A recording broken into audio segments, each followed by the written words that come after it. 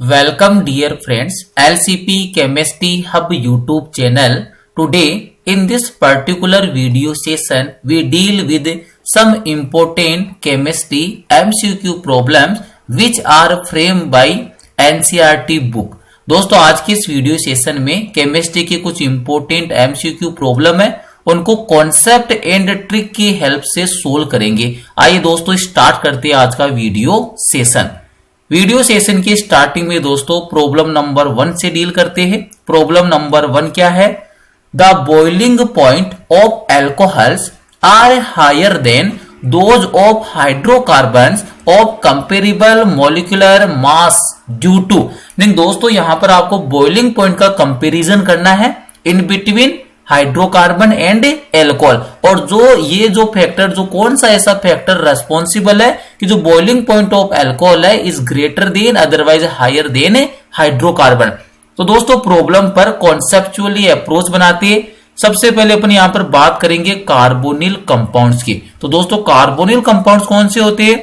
Those compounds in which carbonyl group is present are known as carbonyl compounds. दोस्तों carbonyl group होता है CO, तो कोई भी ऐसा कंपाउंड जिसमें कार्बोनिल ग्रुप प्रेजेंट होता है उसी को आप कौन से कंपाउंड बोलते हो? कार्बोनिल कंपाउंड बोला जाता है। अब यहां पर इंटरेस्टिंग थिंग क्या है दोस्तों, जो कार्बोनिल ग्रुप है इसके अंदर कार्बन एंड ऑक्सीजन एटम है, 1 sigma bond and 1 pi bond present in दोनों के मिड में। तो we know that the electronegativity of oxygen atom is higher than carbon, so the pi bonds electrons are shifted towards oxygen, hence the oxygen atom of carbonyl group acquire partially negative charge while the carbon atom acquires partially positive charge। तो दोस्तों यहां पर क्या scene create हो रहा है कि जो इलेक्ट्रोनेगेटिविटी है वो ऑक्सीजन की क्या होती है? हायर होती है। किसके कंपैरिजन में? कार्बन के कंपैरिजन में। तो यहां से ये जो पाई बॉन्ड की इलेक्ट्रॉन है ये इनकी शिफ्टिंग हो जाएगी और ये कहां पर शिफ्ट कर जाएंगे? Towards oxygen atom. जैसे ये पाई बॉन्ड इधर शिफ्ट करेगा ऑक्सीजन एटम पर पार्शियल नेगेटिव चार्ज डेवलप हो जाएगा और कार्बन पर पार्शियल पॉजिटिव चार्ज डेवलप हो जाएगा। इंटरेस्टिंग थिंग क्या है दोस्तों, यहां पर डाइपोल का फॉर्मेशन हो गया क्योंकि जो कार्बोनिल कंपाउंड में कार्बन एंड ऑक्सीजन जो एटम है इनकी इलेक्ट्रॉन नेगेटिविटी में डिफरेंस है। पॉजिटिव पोल का फॉर्मेशन हो गया, नेगेटिव पोल का फॉर्मेशन हो गया। दैट मींस कौन से पोल का फॉर्मेशन हो गया? डाइपोल। डाइपोल इंट्रैक्शन यहां पर वर्क करेगा। तो ये पहला वाला डाइपोल हो गया, ये सेकंड वाला डाइपोल हो गया और इनके मिड में जो अट्रैक्शन वर्क करेगा उसका नोमेनक्लेचर क्या हो जाएगा?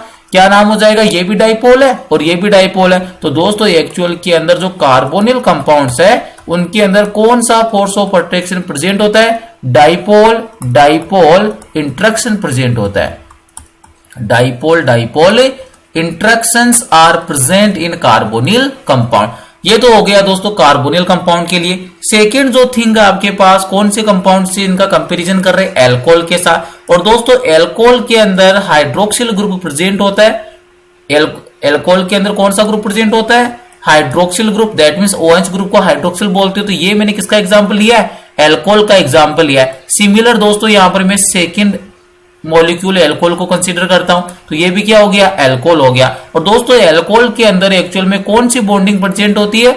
इंटरमोलिकुलर हाइड्रोजन बॉन्डिंग प्रेजेंट होती है। तो यहां पर दोनों के अंदर क्या चेंजेज है, क्या डिफरेंस है? कार्बोनिल कंपाउंड में प्रेजेंट है डाइपोल डाइपोल इंट्रैक्शन और एल्कोहल में प्रेजेंट कौन सा होता है? Intermolecular hydrogen bonding. Intermolecular hydrogen bonding. और दोस्तों अपन पहले से जानते हैं कि जो इंटरमोलिकुलर जो हाइड्रोजन बॉन्ड है ये एक्चुअल में क्या होता है? स्ट्रॉन्ग होता है। किसके कंपैरिजन में? डाइपोल डाइपोल इंट्रैक्शन के कंपैरिजन में। डाइपोल डाइपोल इंट्रैक्शन के कंपैरिजन में कौन सा फोर्स ऑफ अट्रैक्शन स्ट्रॉन्ग होता है? हाइड्रोजन बॉन्ड स्ट्रॉन्ग होता है। तो दोस्तों यही एक्चुअल में मेन रीजन है कि एल्कोहल का जो बॉइलिंग पॉइंट है वो किसके कंपैरिजन में हायर होता है?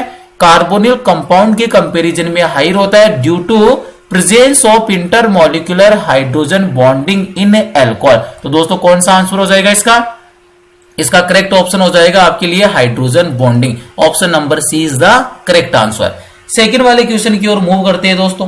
सेकेंड वाली प्रॉब्लम से डील करते हैं।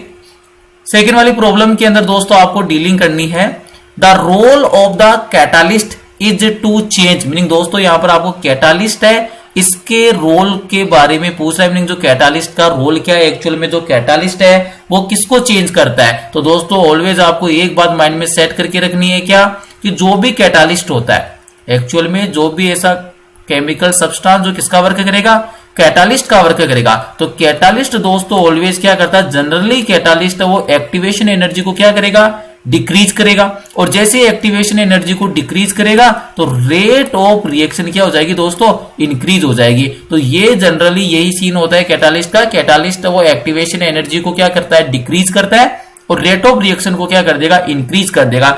एक्चुअल में जो कैटालिस्ट है दोस्तों किसको चेंज करता है, एक्टिवेशन एनर्जी को। तो यहां पर दोस्तों कौन सा ऑप्शन हो जाएगा, option number D is the correct answer, catalyst change activation energy of the reaction. और सेकंड जो दोस्तों यहां पर पॉइंट बनेगा, ये भी काफी इंपॉर्टेंट पॉइंट है, क्योंकि जो भी कैटालिस्ट होता है दोस्तों वो कभी भी चेंज नहीं करता है। किसको चेंज नहीं करेगा catalyst, always keep it in mind, catalyst does not change, catalyst वो किस किस को अफेक्ट नहीं करेगा। तो ये आपको कुछ पॉइंट है यहां पर मैं मेंशन करता हूं, कैटालिस्ट डज नॉट चेंज गिव्स free energy of reaction, that means delta G को कभी भी चेंज नहीं करेगा।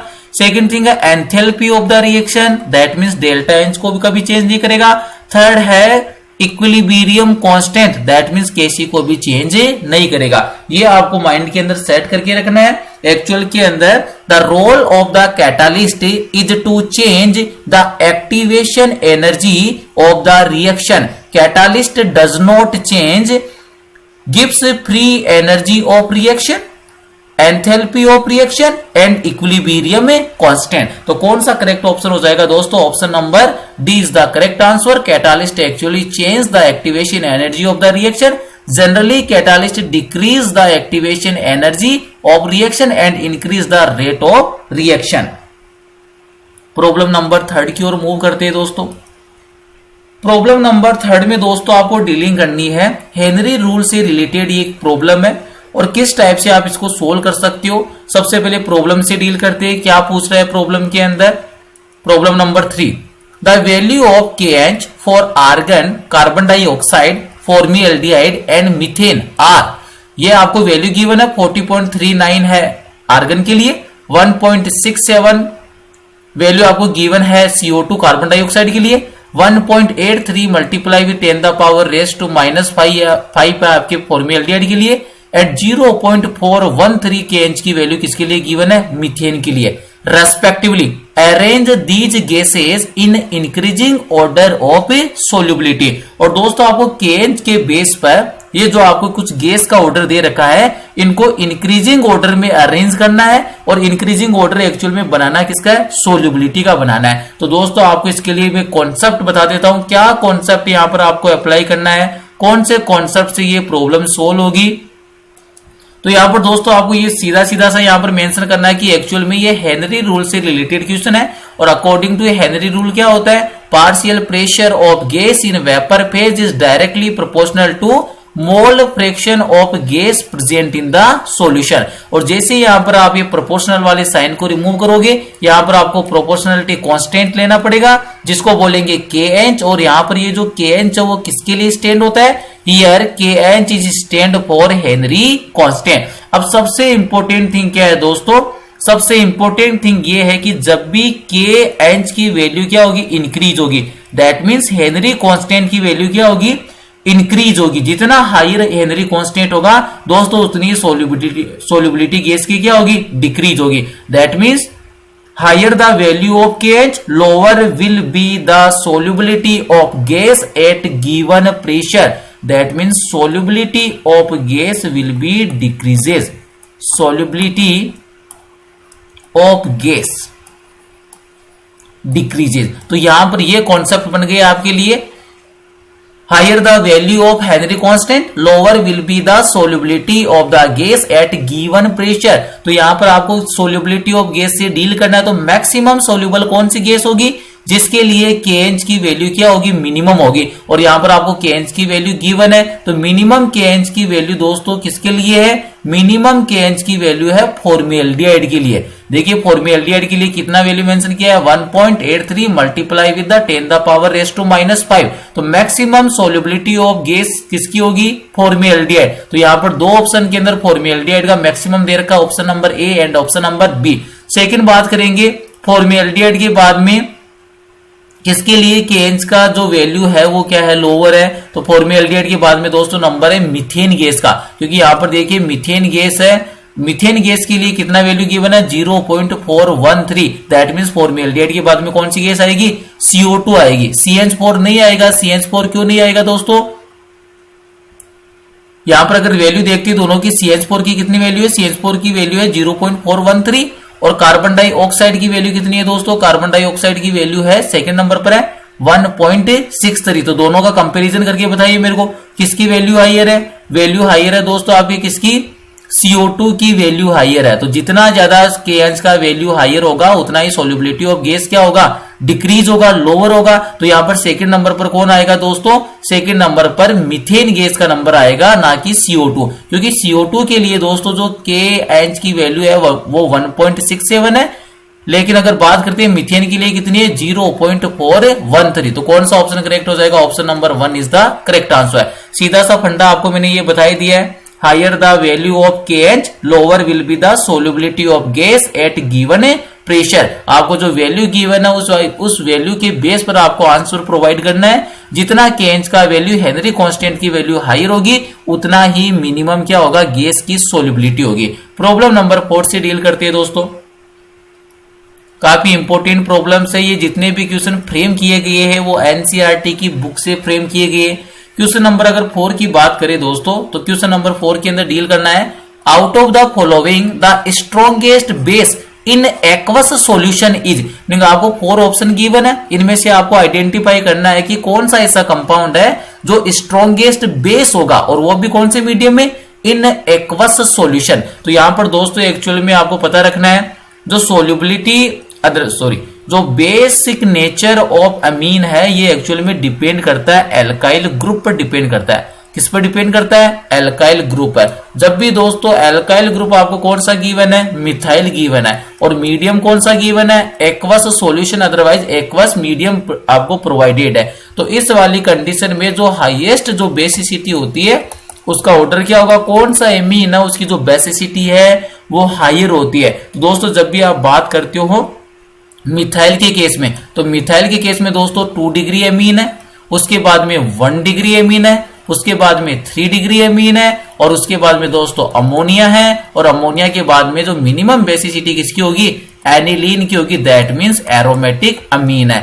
यहां पर ये जो मैंने मेंशन किया ये अमीन है, 2 डिग्री अमीन है, 1 डिग्री अमीन है, 3 डिग्री अमीन है, अमोनिया है, देन एरोमेटिक अमीन है। तो यहां पर मीडियम कौन सा गिवन है, एक्वस मीडियम, और ग्रुप कौन सा गिवन है आपको, मिथाइल ग्रुप गिवन है। तो मिथाइल ग्रुप के केस में जो बेसिसिटी का ऑर्डर है वो क्या होता है, हाईएस्ट जो बेसिक नेचर होता है 2 degree amine, that mean secondary amine, then primary amine, then tertiary amine, then ammonia, then aromatic amine. अब यहां पर जो आपको कंपाउंड गिवन है di methyl amine, that means ये इसकी स्ट्रक्चर अगर दोस्तों मैं ड्रॉ करूं तो किस टाइप की स्ट्रक्चर बन जाएगी इसकी, डाई मिथाइल अमीन की अगर स्ट्रक्चर की बात करें अपन तो डाई मिथाइल अमीन की स्ट्रक्चर इस टाइप से बनेगी दोस्तों, CH3 2 NH, ये हो गया डाई मिथाइल अमीन। थर्ड वाला है मिथाइल अमीन। मिथाइल अमीन की अगर आप बात करते हो तो मिथाइल अमीन की स्ट्रक्चर किस टाइप से बनेगी, CH3 NH2। थर्ड वाला है एनिलीन। एनिलीन का मीनिंग क्या हो गया दोस्तों, एरोमेटिक अमीन का एग्जाम्पल है, that means NH2। Third option number D है ट्राई मिथाइल अमीन। ट्राई मिथाइल अमीन का मीनिंग मिथाइल ग्रुप का नंबर 3 है, that means CH3 thrice N। तो यहां पर आपको इजीली पता चल गया कि ये तो हो गया एरोमेटिक अमीन, ये टर्शरी अमीन का एग्जांपल है। ये कौन से अमीन का एग्जांपल है, टर्शरी अमीन का। ये आपके एग्जांपल है प्राइमरी अमीन का, और ये एग्जांपल है आपके सेकेंडरी अमीन का। और अभी आपको मैंने हिंट प्रोवाइड कर दिया, बेसिसिटी से अगर डील करना है अमीन की, और किसके केस में, in the case of methyl group, तो हाईएस्ट बेसिक नेचर कौन सी अमीन का होता है, 2 डिग्री अमीन। दैट मीन्स आपका करेक्ट आंसर कौन सा होगा दोस्तों, di methyl amine. Option number is the correct answer. Next वाले क्वेश्चन की ओर मूव करते हैं दोस्तों। प्रॉब्लम नंबर 5 से, out of the following transition elements the maximum number of oxidation states are shown by. दोस्तों आपको ये 3D सीरीज के कुछ एलिमेंट्स गिवन है और इन 3D सीरीज के एलिमेंट्स में से कौन सा ऐसा एलिमेंट है जो मैक्सिमम नंबर में ऑक्सीडेशन स्टेट को शो करेगा। तो यहां पर भी आपको मैं वापस से कॉन्सेप्ट मेंशन करता हूं दोस्तों। यहां पर आपको ये पता रखना है कि जब भी बात हो रही है 3D सीरीज की, तो 3D सीरीज के अंदर जो हाईएस्ट ऑक्सीडेशन स्टेट किसकी होती है, मैंगनीज की होती है। और कितनी शो कर सकता है मैंगनीज, +7 मेंशन कर सकता है। अगर बात करें आप ओवरऑल डी ब्लॉक एलिमेंट की, overall D block element, otherwise in entire modern periodic table, तो इनके अंदर जो मैक्सिमम ऑक्सीडेशन स्टेट कौन शो करता है, +8 शो कर सकता है। और वो एलिमेंट कौन से, ऑस्मियम एंड रुथेनियम। तो यहां पर जो आपको एलिमेंट गिवन है दोस्तों, ये 3D सीरीज से बिलोंग कर रहा है। क्रोमियम एटॉमिक नंबर मेंशन कर रखा 24, iron 26, scandium atomic number 21, manganese atomic number 25। तो यहाँ पर 3D सीरीज से रिलेटेड एलिमेंट है, ये मेंशन कर रखिए। तो हाईएस्ट ऑक्सीडेशन स्टेट दोस्तों किसकी हो जाएगी, मैंगनीज की। और कितनी होती है, +7। तो करेक्ट आंसर कौन सा हो जाएगा, option number D is the correct answer. Next वाले क्वेश्चन की ओर मूव करेंगे दोस्तों।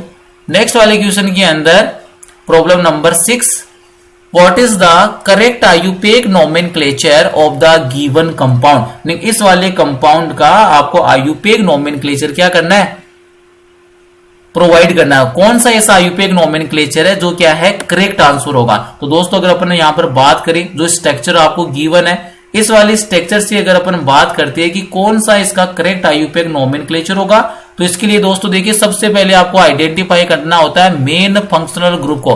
तो ये जो आपको कंपाउंड गिवन है, यहाँ पर मेन फंक्शनल ग्रुप कौन है, कार्बोक्सिलिक एसिड है, दैट मीन COOH। यहाँ पर जो आपका मेन जो फंक्शनल ग्रुप दोस्तों कौन सा होगा, कार्बोक्सिलिक एसिड है। अब यहाँ पर दोस्तों अपन बात करेंगे नंबरिंग की। तो जब भी आप इसकी नंबरिंग करते हो तो मैक्सिमम नंबरिंग कहां से स्टार्ट होगी, नंबरिंग उस साइड से स्टार्ट करते हैं जिस साइड से मेन फंक्शनल ग्रुप को मिनिमम नंबर क्या हो, ऑब्टेन हो। तो यहां से कार्बोक्सिलिक एसिड को कितना नंबर प्रोवाइड होगा, 1। उसके बाद में लॉन्ग चेन का सिलेक्शन करना है। तो देखिए लॉन्ग चेन कौन सी बन जाएगी, 1 2 3, ये 3 कार्बन की, 1 2 3 कार्बन, 1 2 3 4। दैट मीन्स दोस्तों कितने कार्बन की लॉन्ग चेन आपको ऑब्टेन हो रही है, 4 कार्बन की लॉन्ग चेन ऑब्टेन हो रही है। और यहां पर अगर आप बात करते हो सब्स्टिट्यूएंट ग्रुप की, कितने सब्स्टिट्यूएंट ग्रुप प्रेजेंट है, 2। पहला वाला मिथाइल है और सेकंड वाला भी कौन सा है, मिथाइल। और दोनों कितने नंबर पर आ रहे हैं दोस्तों, सेकंड वाले कार्बन पर। तो सब्स्टिट्यूएंट ग्रुप को सबसे पहले मेंशन करना है। तो इसका आयुपेक नोमेनक्लेचर क्या हो जाएगा, 2 di methyl butanoic acid. That means option number D is the correct answer. क्योंकि दोस्तों ये जो कार्बोक्सिलिक एसिड है, और कार्बोक्सिलिक एसिड के लिए अगर आप बात करते हो सफिक्स की, तो कार्बोक्सिलिक एसिड के लिए कौन सा सफिक्स यूज किया जाता है, ओइक एसिड का यूज किया जाता है। कौन सा सफिक्स का यूज करते हो, ओइक एसिड का यूज करते हो। और जो लॉन्गेस्ट चेन है दोस्तों, इसमें कितने कार्बन प्रेजेंट है, 4। और 4 कार्बन के लिए आप किसका यूज करोगे, ब्यूट का यूज करोगे। तो यहाँ पर रूट वर्ड तो क्या आ गया, ब्यूट आ गया। सफिक्स कौन सा आ गया, ओइक एसिड आ गया। और 2 मिथाइल ग्रुप प्रेजेंट है दोस्तों, यहाँ पर कितने मिथाइल ग्रुप प्रेजेंट है, 2। तो यहाँ पर क्या आएगा, उनको विद नंबर मेंशन कर दिया, 2 di methyl butanoic acid. That means option number D is the correct answer. Next वाली प्रॉब्लम की ओर मूव करते हैं, प्रॉब्लम नंबर 7 से। प्रॉब्लम नंबर 7 है केमिकल काइनेटिक्स वाले चैप्टर से रिलेटेड क्वेश्चन है। For the reaction 2x + y converted in x to y, meaning आपके पास दो तो रिएक्टेंट है, पहला रिएक्टेंट x है, सेकंड वाला रिएक्टेंट y है, और प्रोडक्ट कौन सा फॉर्मेशन हो रहा है, x to y।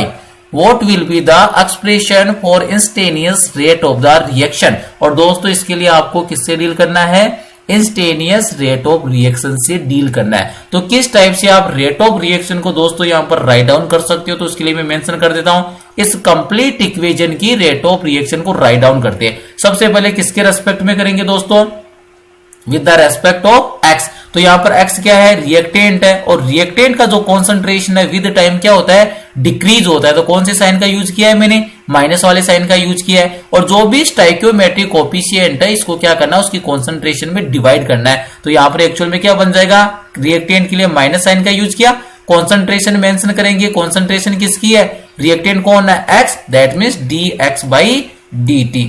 और यहाँ पर स्टाइकियोमेट्रिक कोएफिशिएंट कितना है, 2। तो ये दोस्तों कितने से डिवाइड कर दूंगा, इसको 2 से डिवाइड कर दूंगा।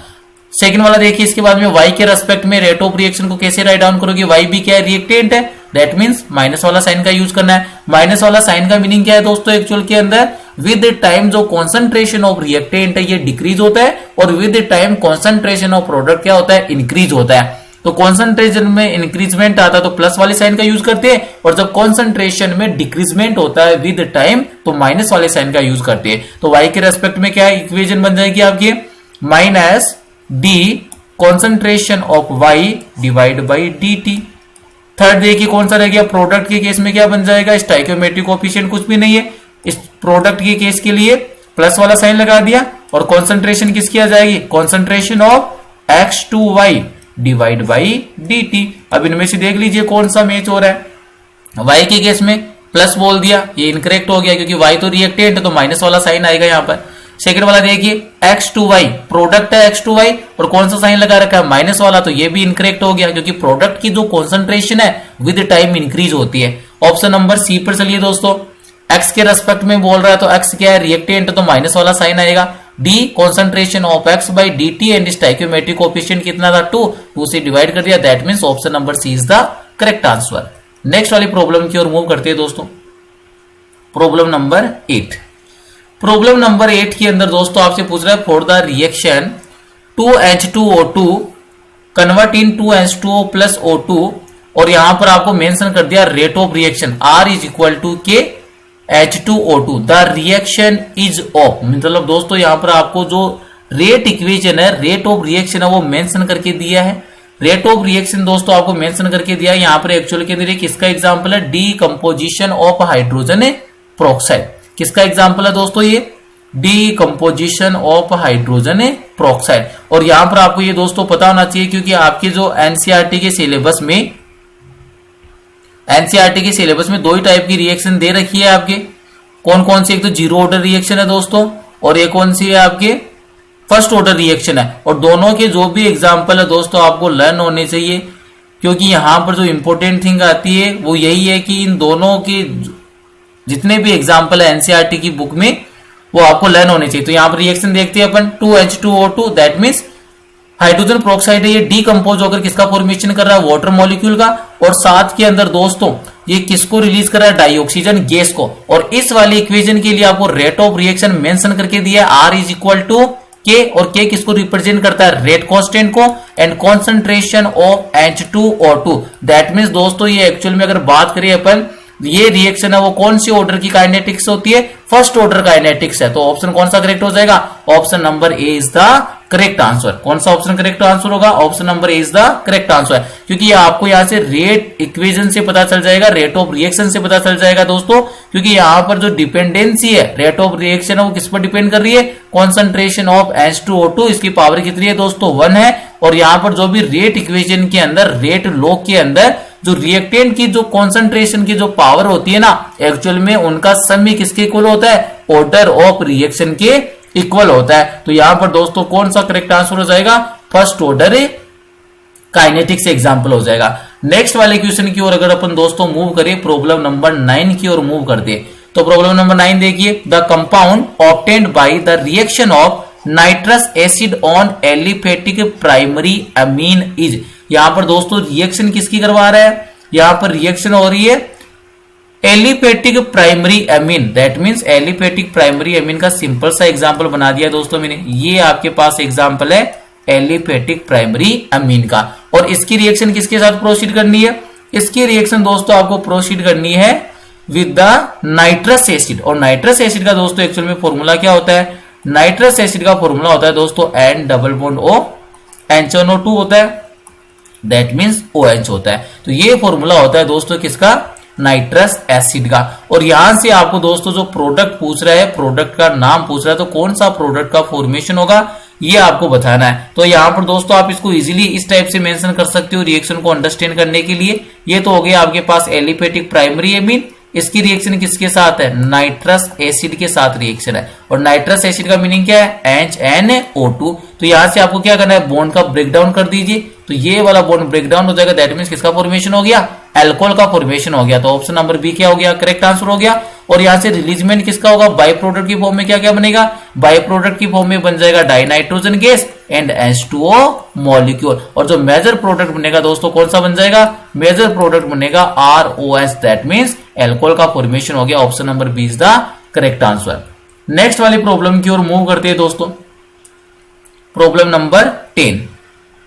तो प्रॉब्लम नंबर 10 को देखिए किस टाइप से सोल्व करना है। A graph was plotted in between the molar conductivity that means lambda m of various electrolyte that means sodium chloride, hydrogen chloride and ammonium hydroxide and root of concentration, square root of concentration in a mole liter inverse, which of the following is the correct share। दोस्तों आपको यहाँ पर electrolyte given है और इन electrolyte में से आपको select करना है। यहां पर फर्स्ट, सेकंड और थर्ड मेंशन किया है कि इनमें से कौन से इलेक्ट्रोलाइट के लिए प्रॉपर जो ग्राफ है वो कौन सी इलेक्ट्रोलाइट के लिए बनेगा। तो दोस्तों मैं आपको इसके लिए हिंट प्रोवाइड करता हूं। आपको ये पता रखना है कि जब भी इलेक्ट्रोलाइट कौन सा होता है, स्ट्रॉन्ग इलेक्ट्रोलाइट, ये आपको पता रखना है, माइंड के अंदर सेट करके रखना है। अगर अपन कौन सी इलेक्ट्रोलाइट की बात करेंगे, स्ट्रॉन्ग इलेक्ट्रोलाइट, तो स्ट्रॉन्ग इलेक्ट्रोलाइट के लिए लैम्डा m वर्सेज जो स्क्वायर रूट ऑफ कॉन्सेंट्रेशन है, इसके मिड में जो ग्राफ बनता है दोस्तों वो ग्राफ ऑलवेज कैसा आपको ऑब्टेन होगा, स्ट्रेट लाइन ऑब्टेन होगा। कौन सी लाइन में ऑब्टेन होगा, स्ट्रेट लाइन में। और सेकंड बात करेंगे दोस्तों अपने किसके लिए, वीक इलेक्ट्रोलाइट के लिए। तो वीक इलेक्ट्रोलाइट के ग्राफ कैसे ऑब्टेन होगा, इस टाइप से ग्राफ आपको ऑब्टेन होगा किसके मिड में, lambda m versus square root of c। तो यहां पर देखिए फर्स्ट एंड सेकंड, इससे क्या क्लियर हो रहा है कि जो फर्स्ट और सेकंड किसका एग्जांपल है, स्ट्रॉन्ग इलेक्ट्रोलाइट का एग्जांपल है। ये जो तीन आपको इलेक्ट्रोलाइट गिवन है इनमें से मैं आपको क्लियर कर देता हूं, HCl एंड सोडियम क्लोराइड, ये दोनों कौन सी इलेक्ट्रोलाइट है, स्ट्रॉन्ग इलेक्ट्रोलाइट के एग्जांपल है। और जो थर्ड वाला एग्जांपल है अमोनियम हाइड्रोक्साइड NH4OH, ये कौन सा इलेक्ट्रोलाइट है, वीक इलेक्ट्रोलाइट है। तो एक तो कंफर्म हो गया कि नंबर 1 और नंबर 2 वाली जो पोजीशन है इनको कौन ऑक्यूपाई करेगा, hydrogen chloride and sodium chloride. लेकिन दोनों के अंदर दोस्तों कंफ्यूजन क्या है कि दोनों ही स्ट्रॉन्ग इलेक्ट्रोलाइट है। तो अगर इन दोनों का अगर अपन कंपैरिजन करें तो कौन सा स्ट्रॉन्ग इलेक्ट्रोलाइट है, अगर इन दोनों का भी कंपैरिजन करें तो ये आपको माइंड के अंदर सेट करके रखना है कि जो हाइड्रोजन क्लोराइड है ये मोर स्ट्रॉन्ग इलेक्ट्रोलाइट है किसके कंपैरिजन में, सोडियम क्लोराइड के कंपैरिजन में। तो ये दोस्तों जो फर्स्ट वाला जो प्लॉट है ये बनेगा हाइड्रोजन क्लोराइड के लिए। सेकंड वाला जो ग्राफ की जो प्लॉटिंग दे रखी है ये होगा सोडियम क्लोराइड के लिए। और जो थर्ड वाला है ये वीक इलेक्ट्रोलाइट के लिए, और वीक इलेक्ट्रोलाइट कौन सा है, अमोनियम हाइड्रोक्साइड है। तो देखिए कौन सा ऑप्शन करेक्ट हो जाएगा दोस्तों, ऑप्शन नंबर सी करेक्ट हो जाएगा। फर्स्ट वाला हाइड्रोजन क्लोराइड के लिए, सेकंड वाला सोडियम क्लोराइड के लिए, और थर्ड वाला बन जाएगा वीक इलेक्ट्रोलाइट के लिए, दैट मींस अमोनियम हाइड्रोक्साइड के लिए। अब दोस्तों नेक्स्ट बात करेंगे अपन प्रॉब्लम नंबर 11 से डील करते हैं। तो प्रॉब्लम नंबर 11 में देखिए using valence bond theory, meaning आपको किसका यूज करना है, VBT का यूज करना है। द कॉम्प्लेक्स Cr क्रोमियम आपको गिवन है, NH3 can be described as, meaning आपको दोस्तों इसकी कंप्लीट VBT क्या करनी पड़ेगी, सोल्व करनी पड़ेगी। और VBT के बेस पर आपको ये बताना है कि जो इसका हाइब्रिडाइजेशन क्या है, आउटर ऑर्बिटल है या इनर ऑर्बिटल है, पैरामैग्नेटिक है या डायामैग्नेटिक है। तो दोस्तों इसको मैं सोल्व कर देता हूं। सोल्व करने का मेथड देखिए, मैं इसको बिल्कुल शॉर्ट में सोल्व करूंगा यहाँ पर। तो यहाँ पर आपको कॉम्प्लेक्स गिवन है क्रोमियम NH3 और कॉम्प्लेक्स पर चार्ज गिवन है +3। तो यहाँ से क्रोमियम का ऑक्सीडेशन स्टेट कितना ऑब्टेन हो जाएगा, +3 ऑब्टेन हो जाएगा दोस्तों। कितना ऑब्टेन हो जाएगा, +3 ऑब्टेन हो जाएगा। तो जैसे आपको +3 दोस्तों यहाँ से ऑब्टेन हो रहा है क्रोमियम का ऑक्सीडेशन स्टेट, तो इसका क्या EC बन जाएगा, EC बन जाएगा इसका argon, then 3D, then 4s। Chromium अगर न्यूट्रल होता है तब इसका EC होता है 3D5 4s1, लेकिन +3 मीनिंग 3 इलेक्ट्रॉन को मूव करना है, तो एक इलेक्ट्रॉन तो S से चला गया और 2 इलेक्ट्रॉन D से, तो D में तो कितना बन जाएगा, 3 बन जाएगा, और S में कितना बन जाएगा, 0 बन जाएगा। तो ये इसका EC आपको ऑब्टेन होगा। तो यहां से अगर अपन बात करें, इनकी ऑर्बिटल मेंशन करता हूं 3D के अंदर, ये लीजिए 1 2 3 4 5, ये ऑर्बिटल हो गए 3D वाले, ये हो गया 4s, नेक्स्ट कौन से आ जाएंगे 4p, और नेक्स्ट कौन सा आ जाएगा आपके पास 4d भी आ जाएगा। तो ये दोस्तों मैंने मेंशन कर दिया, ये 4d हो गया और ये 4p हो गया। कितने इलेक्ट्रॉन है, 3, तो 1 2 3। कोऑर्डिनेशन नंबर कितना है दोस्तों, 6 है। कोऑर्डिनेशन नंबर कितना है इसका, 6 है। तो ये लीजिए 6 क्या बन जाएगी, कोऑर्डिनेट बॉन्ड बना लेगा। कौन बनाएगा, लिगेंड। लिगेंड कौन है, NH3 3 है। तो यहां पर दोस्तों कौन सा इसका हाइब्रिडाइजेशन हो जाएगा, D2sp3 हाइब्रिडाइजेशन हो जाएगा।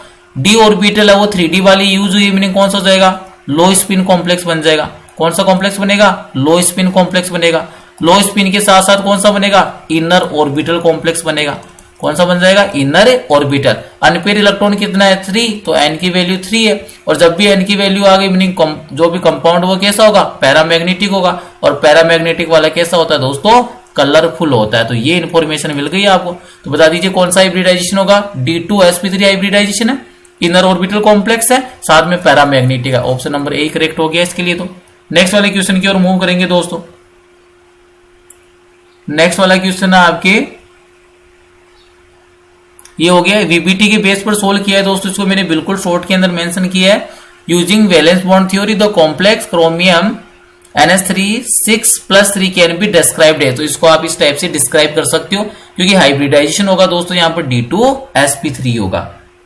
नेक्स्ट वाली प्रॉब्लम नंबर 12 की अगर अपन बात करें तो प्रॉब्लम नंबर 12 को देखिए क्या पूछ रहा है। प्रॉब्लम नंबर 12 के अंदर, which of the following compound will not undergo azo coupling reaction with benzene diazonium chloride. इनमें से दोस्तों ऐसा कौन सा कंपाउंड है जो बेंजीन डाइएजोनियम क्लोराइड के साथ कपलिंग रिएक्शन है वो प्रोवाइड नहीं करेगा। तो बिल्कुल इजी सा क्वेश्चन है। तो यहां पर देखिए फिनोल है, ये तो इजीली क्या कर लेगा, कपलिंग रिएक्शन कर लेगा। तो ये फिनोल तो इजीली क्या करता है, कपलिंग रिएक्शन प्रोवाइड करता है। और डाई किसका फॉर्मेशन करता है, डाई का फॉर्मेशन करता है। एनिलीन भी इजीली रिएक्शन कर लेता है। इसके बाद मेरा नाइट्रोबेंजीन और एनिसोल, तो एनिसोल भी इजीली रिएक्शन कर लेगा। रिएक्शन कौन नहीं करेगा, नाइट्रोबेंजीन नहीं करेगा। क्यों नहीं करेगा, क्योंकि ये बेंजीन है और बेंजीन से कौन अटैच है, नाइट्रो ग्रुप। और दोस्तों एक्चुअल में जो नाइट्रो ग्रुप इसका कौन सा इफेक्ट होता है, -R इफेक्ट होता है। तो ये क्या करेगा, इस वाली रिंग को क्या करेगा, डीएक्टिवेट कर देगा। जो भी एजो कपलिंग रिएक्शन है उसके टुवर्ड्स क्या कर देगा, डीएक्टिवेट कर देगा। तो ये इजीली रिएक्ट नहीं करेगा। इसके अलावा जितने भी इसके पास है, जैसे फिनोल की बात करूं तो फिनोल के अंदर बेंजीन से कौन सा ग्रुप अटैच होता है दोस्तों, OH ग्रुप अटैच होता है। एनिलीन के अंदर कौन सा ग्रुप अटैच होता है, एनिलीन के अंदर अटैच होता है NH2 ग्रुप अटैच होता है, बेंजीन रिंग से NH2। एनिसोल की बात करें तो एनिसोल के अंदर बेंजीन से कौन अटैच होता है, OCH3 ग्रुप अटैच होता है। तो यहां से क्या सीखने को मिल रहा है दोस्तों कि यहाँ पर जो तीनों ग्रुप है ना, कौन कौन से, OH, NH2 एनिलीन में आ जाएगा और एनिसिल में OCH3 एनिसोल के अंदर। इन तीनों ही ग्रुप का +R इफेक्ट होता है। +R इफेक्ट से क्या करता है, ये बेंजीन रिंग को एक्टिवेट कर देता है। कौन सी रिएक्शन के टुवर्ड्स, एजो कपलिंग रिएक्शन के टुवर्ड्स। और डीएक्टिवेट कौन कर रहा है, नाइट्रोबेंजीन। तो कौन सा ऑप्शन करेक्ट हो जाएगा, option number C is the correct answer. Nitrobenzene है वो बेंजीन डाइएजोनियम क्लोराइड के साथ कपलिंग रिएक्शन को प्रोसीड नहीं करता है। नेक्स्ट वाला क्वेश्चन देखिए, major product obtain on the reaction of three phenyl propene with hydrogen bromide in the presence of organic peroxide. दोस्तों ये वाली प्रॉब्लम काफी इंपॉर्टेंट है और ये वाली प्रॉब्लम है दोस्तों पेरोक्साइड इफेक्ट पर डिपेंड है।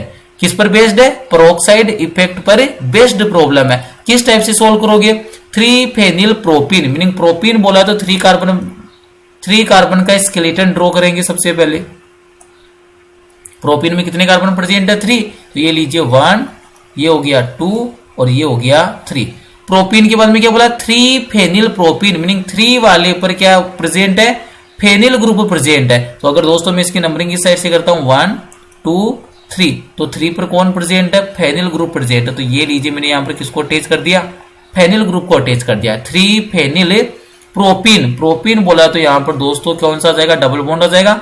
रिमेनिंग वैलेंसी कंप्लीट कीजिए, CH2 डबल बॉन्ड, यहां पर क्या आ गया, CH आ गया। अब किसकी रिएक्शन किसके साथ है, HBr के साथ, दैट मींस हाइड्रोजन ब्रोमाइड के साथ। और किसकी प्रेजेंस है, ऑर्गेनिक प्रोक्साइड है, मीनिंग यहां पर प्रेजेंस किसकी है, पेरोक्साइड की प्रेजेंस है। तो ये लीजिए मैंने भी क्या मेंशन कर दिया, पर ऑक्साइड मेंशन कर दिया। तो कौन से रूल के अकॉर्डिंग प्रोडक्ट बनेगा, तो यहां पर दोस्तों रूल अप्लाई कौन सा होगा, एंटी मार्कोनिकोव रूल से प्रोडक्ट बनेगा। एंटी मार्कोनिकोव रूल से प्रोडक्ट बनेगा। और एंटी मार्कोनिकोव रूल के अकॉर्डिंग जो न्यूक्लियोफाइल है कौन से मल्टीपल बॉन्ड वाले कार्बन से बॉन्डेड होगा, उस मल्टीपल बॉन्ड वाले कार्बन से बॉन्डेड होगा जिसके पास हाइड्रोजन का नंबर क्या होगा, मैक्सिमम होगा। तो ये देखिए मल्टीपल बॉन्ड इन दोनों कार्बन के मिड में है इस वाले फर्स्ट वाले कार्बन के पास 2 हाइड्रोजन है और सेकंड वाले कार्बन के पास 1 हाइड्रोजन है। एंटी मार्कोनिकोव रूल के अकॉर्डिंग अगर अपन यहां पर मूव करेंगे दोस्तों, तो एंटी मार्कोनिकोव रूल के अकॉर्डिंग जो ब्रोमाइड है दैट मींस जो न्यूक्लियोफाइल है वो कहां पर अटैच होगा, CH2 पर अटैच होगा। तो यहां पर प्रोडक्ट क्या बनेगा दोस्तों, CH2 सिंगल बॉन्ड CH2, यहां पर आ गया कार्बन, कार्बन से अटैच कौन सा ग्रुप है, फेनिल ग्रुप है और इसकी वैलेंसी कंप्लीट हो जाएगी CH2। यहां पर वैलेंसी 1 2 3 4, ठीक है। और यहां पर CH2 पर कौन अटैच हो गया, Br अटैच हो जाएगा, क्योंकि यहां पर कौन सा रूल अप्लाई होगा, एंटी मार्कोनिकोव पे रूल अप्लाई होगा। अब इस प्रोडक्ट की बात करते हैं दोस्तों नोमेनक्लेचर की, किसकी बात करेंगे, नोमेनक्लेचर की अगर अपन बात करें तो यहां पर देखिए इसकी नंबरिंग 1 2 3, तो इसका क्या नोमेनक्लेचर हो जाएगा, 3 फेनिल। 3 फेनिल के बाद में दोस्तों क्या आ जाएगा, 1 ब्रोमोप्रोपेन, 1 2 3 पर फेनिल है, 1 ब्रोमोप्रोपेन। तो कौन सा ऑप्शन करेक्ट हो गया, option number D is the correct answer हो गया। नेक्स्ट वाला क्वेश्चन देखिए दोस्तों, लास्ट क्वेश्चन है आज की वीडियो सेशन का, एल्कोहल वाले चैप्टर से रिलेटेड प्रॉब्लम है ये वाली। During dehydration of alcohol to alkene by heating with concentrate sulphuric acid the initiation step. यहां पर दोस्तों ये पूछा कि ये जो स्टेप है एक्चुअल में 3 स्टेप के अंदर कंप्लीट होता है, और जो फर्स्ट स्टेप है दोस्तों उसमें किसका फॉर्मेशन होता है, प्रोटोनेटेड एल्कोहल का फॉर्मेशन होता है। That means in the first step formation of protonated alcohol, तो कौन सा हो जाएगा, protonation of the alcohol molecule, option number C is the correct answer है। और दोस्तों अगर बात करें अपन सेकंड स्टेप में, तो सेकंड स्टेप में किसका फॉर्मेशन होता है, फॉर्मेशन ऑफ कार्बोकेटाइन। ये कौन सी स्टेप में फॉर्मेशन होगा, ये स्टेप नंबर 2 में फॉर्म होगा। जब भी आप इसके मैकेनिज्म देखोगे तब आपको पता चलेगा। और प्रोटोनेशन ऑफ एल्कोहल मॉलिक्यूल ये किस में फॉर्म होगा, स्टेप नंबर 1 में फॉर्म होगा। और बात करेंगे दोस्तों स्टेप नंबर 3, तो स्टेप नंबर 3 में क्या होता है, formation of alkene by elimination of a proton. Elimination होगा प्रोटोन का और किसका फॉर्मेशन हो जाता है, एल्कीन का फॉर्मेशन हो जाता है। तो स्टेप नंबर 1 के अंदर क्या होगा, protonation of the alcohol molecule. आज का वीडियो सेशन दोस्तों यहीं पर फिनिश करते, थैंक यू।